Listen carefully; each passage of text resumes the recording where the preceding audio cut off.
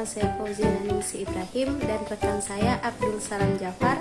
Di sini kami akan menjelaskan materi mengenai manajer. Pertama, yaitu pengertian manajer. Secara umum, manajer didefinisikan sebagai orang yang memiliki pengalaman, pengetahuan, serta keterampilan untuk dapat memimpin, mengelola, mengendalikan, mengatur, dan mengembangkan organisasi demi mencapai tujuannya.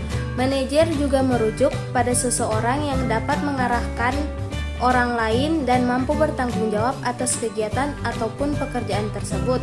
Selanjutnya, tugas dari manajer sendiri yaitu yang pertama, menjadi pemimpin organisasi, kedua, mengatur dan mengendalikan organisasi, ketiga, melakukan pengembangan terhadap organisasi yang dipimpin, ketiga, melakukan penyelesaian masalah yang dihadapi organisasi, keempat, melakukan pengawasan terhadap organisasi, yang kelima, meningkatkan tanggung jawab kepada para pekerjanya, yang keenam, melakukan evaluasi kegiatan yang dilakukan organisasi, dan yang terakhir, melakukan pengembangan dan menggali sumber daya yang ada di organisasi. Fungsi dari seorang manajer sendiri yaitu yang pertama perencanaan, yaitu merencanakan kebijakan untuk diadopsi di perusahaan dan memprediksi hasil dari tindakan yang akan diambil.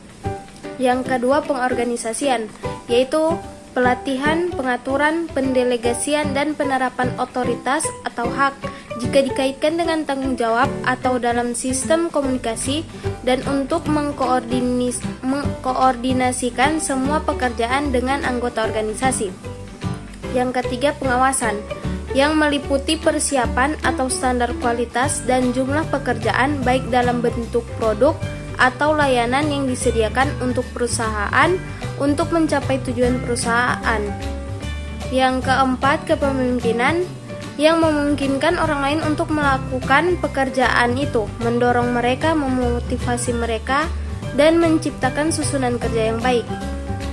Yang terakhir, evaluasi, yaitu yang menganalisis hasil dari semua kegiatan yang dilakukan oleh analisis SWOT. Materi selanjutnya yaitu tingkatan manajer.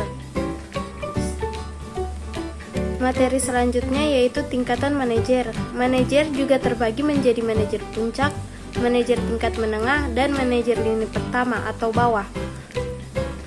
Yang pertama manajer lini pertama yaitu manajer tingkat terbawah yang tugasnya memimpin dan mengawasi karyawan non-manajerial yang ikut terlibat dalam proses produksi. Sebut saja penyelia atau supervisor, manajer shift, manajer kantor, ataupun manajer departemen.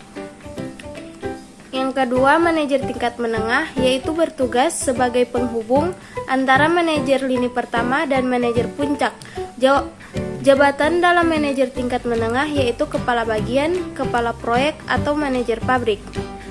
Selanjutnya, yang terakhir yaitu manajer puncak, yaitu bertugas dalam perencanaan kegiatan dan strategi perusahaan secara umum dan melakukan pengarahan terhadap jalannya perusahaan.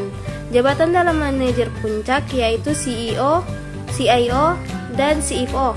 Penjelasan selanjutnya akan dilanjutkan oleh rekan saya, Abdul Salam Jafar. Selanjutnya adalah etika manajer. Seorang manajer harus memiliki sikap atau etika yang baik dalam suatu proses manajerial. Ada 3 kategori etika manajer, yaitu yang pertama ialah tingkah laku kepada karyawan, kedua tingkah laku kepada organisasi, ketiga tingkah laku kepada agen ekonomi lain. Materi selanjutnya ialah keterampilan manajer.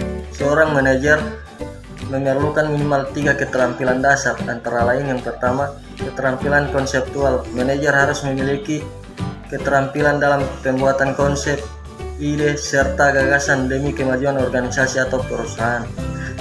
Kedua, keterampilan komunikasi. Keterampilan dalam berkomunikasi adalah atau berhubungan dengan orang lain juga harus dimiliki oleh seorang manajer terhadap bawahan yang dipimpinnya. Yang ketiga, keterampilan teknis. Keterampilan ini diperlukan seorang manajer untuk melaksanakan suatu pekerjaan tertentu, seperti memakai program komputer, memperbaiki mesin, akuntansi, dan lain sebagainya. Materi selanjutnya, peran manajer. Adapun peran dari seorang manajer adalah sebagai berikut. Peran figur.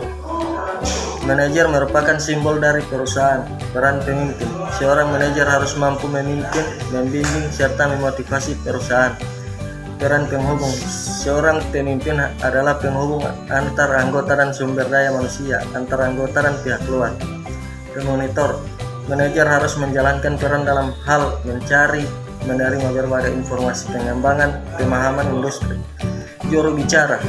Manajer harus bisa menjadi juru bicara dalam penyebaran informasi baik kepada pihak dalam maupun luar perusahaan.